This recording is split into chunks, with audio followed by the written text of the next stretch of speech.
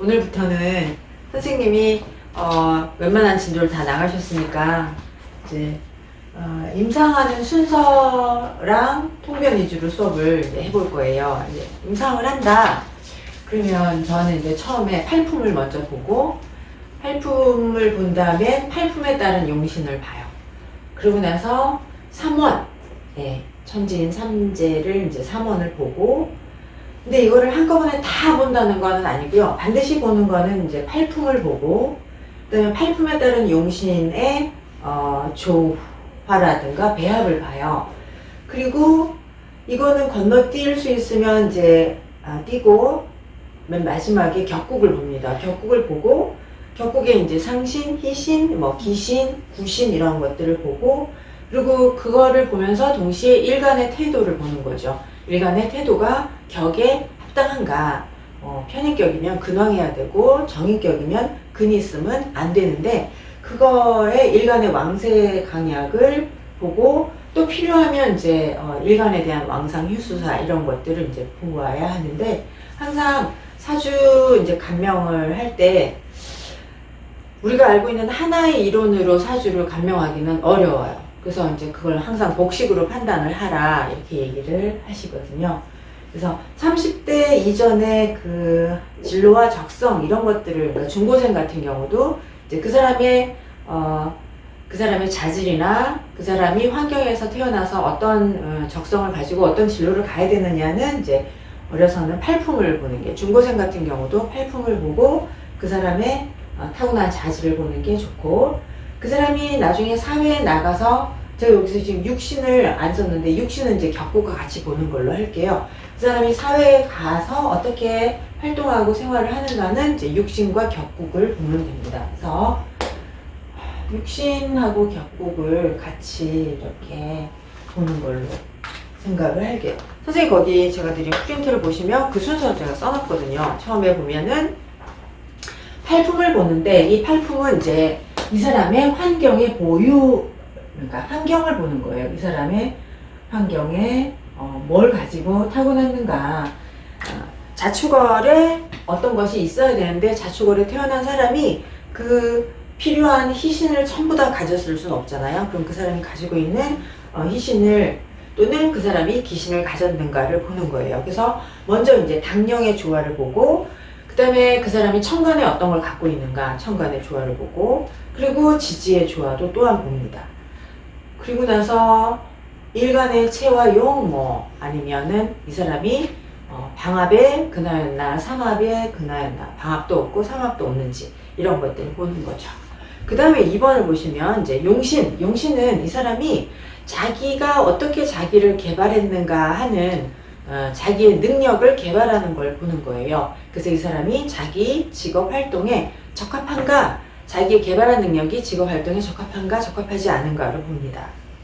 그래서 이제 사령 전체를 보고 당령의 사령이 일치하는가, 당령과 사령이 다른가 이런 거를 살펴봐요. 당령은 그 환경의 임무이고, 사령은 이 사람이 타고난 개인의 임무예요. 그러니까 당령이 있고 사령이 따로 있는 것이죠. 이제 이 사람이 타고난 원령의 사령을 보는 거. 그리고 나서 거기에서 팔품을 이제 감명을 합니다. 그 다음에 이제 격국을 보시는데요. 격국은 그 사람의 정신력과 그 사람의 직무 활동을 이제 살펴보는 것이죠. 그래서 격국을 볼 때 일단 제일 먼저 이제 상신을 찾아서, 상신이 있으면 이 사람이 환경을 인식을 하고, 그리고 그 환경에 적응을 하고 환경에 나가서 활동을 하기 위해서 자기가 준비를 하는 거죠. 그래서 상신을 갖추고 있다. 그럼 이 사람은 준비를 하는 거예요. 환경에 적합한 일을, 환경에 적합한 직업을 갖기 위해서 노력을 하는 거죠. 그럼 이제 상신이 있다라고 하면 나중에 또 설명을 할 텐데요. 이 사람은 이제 자질을 가지고 나고, 그 다음에 대개는 길격인 경우는 상신이라는 게 격을 보좌하는 거니까 사람이 좋은 환경을 가지고 나는 거죠. 자질도 좋은 자질을 가지고 나고, 튼튼한 정신력도 가지고 나고, 그리고 좋은 환경을 만나요. 좋은 환경을 만난다는 거는 좋은 부모를 만난다는 뜻이기도 하고, 상신이, 격국에 상신이 있으면 어딜 가든 이 사람을 돕는, 이 사람에게 이 사람을 이롭게 하는 그런 환경이 있는 거죠. 귀인의 도움이 있을 수도 있고, 그리고 상신을 가지고 나면 이 사람이 그 스스로가 노력을 합니다. 자기가 자기의 격에 맞게 환경에 적응을 하기 위해 노력을 해요. 그러면 이제 상신이라는 거는 준비를 하고 자질을 발휘하려고 노력을 하고 갖추는 것인데, 대개 상신은 지난번에도 말씀드린 것처럼 상신이 있는 사람들은 나는 환경에 잘 적응하고 능력을 발휘해서 잘 살아야겠다. 그래서 이걸 우리가 부를 추구를 한다. 부를 추구한다. 그래서 상신은 항상 이득, 돈, 가격 이렇게 표현을 하고요.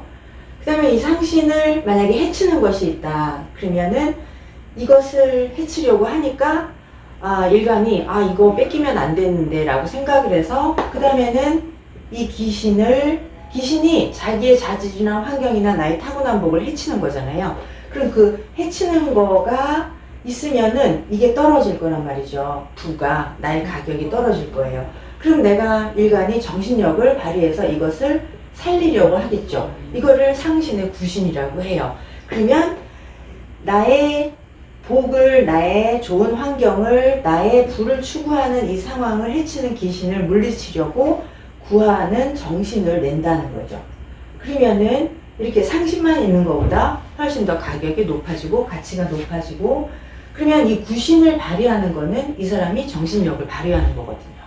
그래서 이제 육신에서 이 위에 것까지를 보면 이제 격국의 육신, 격국의 상신이나 기신이나 구신을 보고, 그리고 그 사이의 육신의 관계를 이 사람이 사회에서 또는 인간관계에서 어떻게 대응하는가를 봅니다. 마지막으로 이제 일간의 자질을 보는 거죠. 일간이 신화한가, 신약한가, 격에 맞는 태도가 있는가. 정관격이나 정인격이 근왕하면, 정제격이 근왕하면 정관에 맞추는 태도를 하지 않고 관을 능멸하는 자세를 가진다. 그러면 이 사람들은 근왕하지 않아야 하는데, 근왕하면 결국은 이 격에 타고난 관을 가지지 않고 너무 근왕해서 조직이나 환경을 무시하는 거죠. 그러면 태도가 적합하지 않기 때문에 자기 타고난 격을 유지하기 어려워요. 그러면 이제 대개는 프리랜서를 하거나 자기만의 자영업을 하거나 이런 행동으로 나타나기 때문에 이걸 다 보고도 일간의 태도를 또 동시에 순간적으로 파악해야 돼요. 그래서 사주 볼 때 한 가지만 본다, 이거는 좀 어렵고, 가능하면 이렇게 이제 생각나시는 대로 복식으로 여러 가지를 한꺼번에 이렇게 파악을 하시는 게 좋거든요. 그래서 지금 올해 이 시간은 자축 팔품을 해볼 거거든요. 그럼 제가 여기 팔품 감명 요령을 여기 어딘가에 붙여야 되는데 이제 마지막에 잘못 해가지고 오려가지고 왔어요. 이제 팔품 감명 요령 이렇게 있잖아요. 이제 팔품 감명은 첫 번째는 일간이 원령의 구성을 갖추었나 라를 보는 건데, 지지는 지지에서 팔품이 지지의 조화를 이룬다 라고 하면 이 사람은 그 환경에 맞는 자질을 가지고 나고, 그래서 이 사람이 그 환경에서 살아남을 수 있는, 먹고 살 수 있는 생존 능력을 가지게 돼요. 그래서 지지의 자질을, 지지의 조화를 보고 자질을 판단을 하는 거죠. 그래서 지지의 자질을 자축월이다. 그러면 지지의 조화가 지지의 신금계수가 금생수를 하는 거예요. 그러면 지지에서 신금계수의 금생수가 있으면 이 사람은 이 자축 환경에 맞는 생존 능력을 갖추게 된다. 만약에 천간이다. 우리는 지금 이거를 지지에서 보는 거거든요. 그러면 지지에서 신금계수가 자축월이 금생수가 되려면 자축이 다 있든가 방합이 있던가 아니면 축으로 유축, 사유축이라는 삼합을 갖추거나 이렇게 하면 신금이 지지에서 계수를 생하는 구조를 가지게 되고, 그러면 그거는 지지의 조화를 이루었다라고 표현을 해요.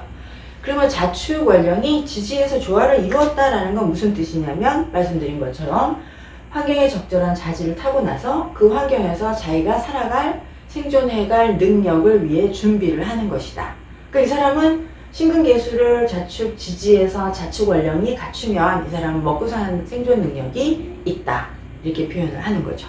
이게 만약에 천간으로 드러난다. 그러면 이제 천간은 대개는 경쟁력 아니면 자기 주도력이라고 봐요. 천간에 드러나는 순간 항상 경쟁이 치열하다 이렇게 통변을 하시면 돼요. 그래서 첫 번째로는 이제 지지의 조화를 이루었는가, 그것이 천간에 드러났는가 이렇게 보고요. 두 번째는 일간이 체에 근했는지 용에 근했는지를 보는 거예요. 그러면 일간 자체가 체에 근했다 라고 하면 간목이 인묘진에 근이 있는가를 보는 게 체에 근했는가 라고 보는 거예요. 그러니까 체의 용을 따질 때 일간이 체에 근했느냐, 일간이 용, 그냥 한글로 쓸게요. 일간이 용에 근했는가를 보는 거였죠. 그러면 간목이 해, 묘, 미에 근했는가가 그러면 이 자축월령의 간목 일간이다라고 했을 때, 그럼 간목이 체에 근했으면 인묘진이 이 중에 어느 한 글자가 지지에 자축을 빼고 어디에 있는 거를 일간이 체에 근하였다라고 표현하는 거예요. 이해되시죠? 네. 네. 그 다음 용에 근했다라는 말은 자축월령의 간목이 해묘미 중에 근을 하나를 가지고 있는 걸 용에 근했다고 해요. 그럼 체에 근했다라는 말은 이 사람은 조직적 성향이 있는 거예요. 조직에서 자기의 지위를 추구하려는 내면을 가지고 있다. 용에 근했다라는 거는 이 사람은 재능을 위주로 나의 직업적인 재능, 전문성, 나의 직업 특기를 위주로 살아가려고 자기 삶의 방식을 채택한다라는 의미예요. 선생님, 근데 체에 근한다라든가 용에 근한다는 어떤 게 더 좋고 나쁨이 있는 거예요? 저 생각할 때는 뭐 선생님도 그렇게 우린 다 용에 근한 행동을 하고 살아가잖아요. 네. 체에 근하면 조직 성향이잖아요. 조직에서 내가 조직을 얻어서 내가 조직에 적응하고 그러면 조직이 나에게 주는 혜택이라는 게 있잖아요. 저는 좋다 나쁘다는 사실은 우리 타고난 대로 살기 때문에 체에 근한 것이 사람이 살아가기에 좀 더 예측 가능하고 일상적으로 평범하게 사는 것 같거든요. 그리고 꾸준히 하나의 그 일을 가는 것이고, 근데 이 체에 근해도 일간이 너무 근황해서 조직에 수능을 못하거나 뭐 충성도가 떨어지거나 이러면 또 유지를 못하는 거죠. 그렇게 일간 자체가 체의 용을 갖추었느냐, 그러니까 여기서 일간의 태도를 본다. 그러면 이 일간의 태도에 체의 용을 보고 그 다음에 일간이 격을 봤을 때 격에 적합한 태도를 하는가. 그래서 일간의 체용을 보고 이거는 일간의 적성이고요. 그 다음에 이 사람의 태도를 보는 거죠. 그렇게 일간을 보고 이렇게 일간을 먼저 보지 않아도 되는데 순서는 어떻게 보시든 상관없거든요. 그 다음에 이제 월지를 보는 거예요. 월지가 방합이냐 삼합이냐를 갖추었느냐. 그럼 방합도 삼합도 없는 사람도 되게 많잖아요. 그럼 방합을 갖추면 자축월령이 해자축 두 글자를 갖춘 게 방합이잖아요. 그럼 방합을 갖추면 이 사람은 조직에 적응하고 이 사람은 귀를 추구해요. 나는 조직에서 뭔가 지위를 추구해야겠다.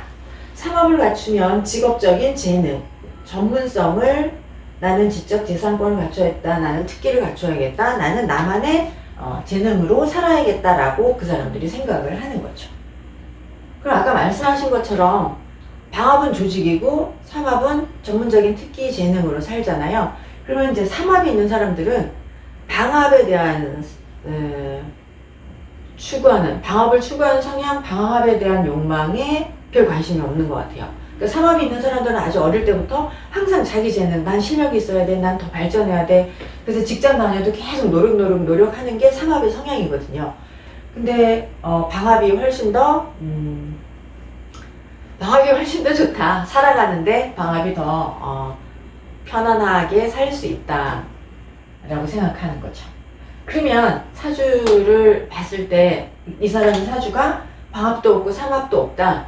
그럼 우리는 방합으로 간명을 해야 하고 또 우리가 상담하는 입장이다. 그러면은 방합도 없고 삼합도 없으면 방합으로 살기를 유도해 주는 게 상담하는 방법으로 좋다고 저는 생각을 해요.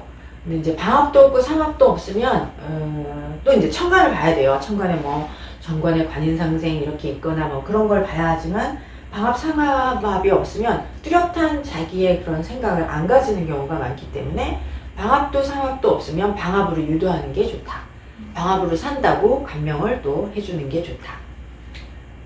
그 다음에 이제 상충이 있을 수 있어요. 상충. 그러면은 월지를 기준으로 상충이 있으면 상충이라는 거는 자축 월령에 오미가 있는 게 이제 상충이잖아요. 상충이 있으면 환경의 변화가 일어난다. 충이 있으면 나쁘다 이렇게 표현하지 않는다는 거죠. 자축만 있으면 자축의 타고난 환경에서 자축의 환경으로만 평생을 사는데 여기 만약에 오미가 있다. 그러면은 자축의 환경에 오미의 환경이 섞이는 거예요. 아니면 자축인 이 환경을 떠나서 오미의 환경으로 이동해 갈 수도 있는 거죠. 그래서 만약에 자월생이에요. 자월생인데 방합이 없어. 근데 오미가 다 갖추었다. 오미가 다 있으면 이 사람은 방합을 추구하는데 오미의 환경에 가서 방합을 추구한다는 거죠. 만약에 여기 정화까지 투관을 했다. 그러면 이 사람은 자축에서 필요한 걸 안 하고 오미 환경으로 갈 가능성이 많이 있는 거죠. 그래서 상충이 있으면 환경의 역전, 환경의 변화, 이 사람이 환경이 여기 환경에서 이쪽으로 이동할 수가 있다. 근데 이 또한 마찬가지예요. 여기서 방합이 있고 오만 있다. 그러면은 자축 환경에서 오를 추구한다, 가미한다. 자만 있는데 오미가 사주에 다 있다. 그럼 이 사람이 자를 떠나 오미로 갈 가능성이 있다. 이렇게 이제 근데 이게 만약에 운에서 크게 대운에서 이렇게 자월생인데 오가 있었는데 미를 만났다거나 미가 있었는데 오를 만났다거나 이래도 환경의 역전 현상이 있을 수가 있어요. 그래서 우리 사실은 큰 인물 잘 못 만나지만 되게 크게 성공하고 크게 큰 인물들은 이게 월지에 상충이 있는 분들, 환경의 역전이나 환경의 섞임 이런 현상이 있는 분들이 더 큰 인물이 많다. 성공한 사람들이 더 많다. 이렇게도 표현을 하거든요. 그래서 충이 있으면 나쁘다라는 사고방식을 저는 이제 그런 사고방식을 안 배웠는데 일단 충이 있으면 환경의 섞임, 환경의 변화 이런 현상이 있을 수가 있다. 그 다음에 이제 용신과 사령을 판단을 하고 이제 격국을 이렇게 보시는 거죠.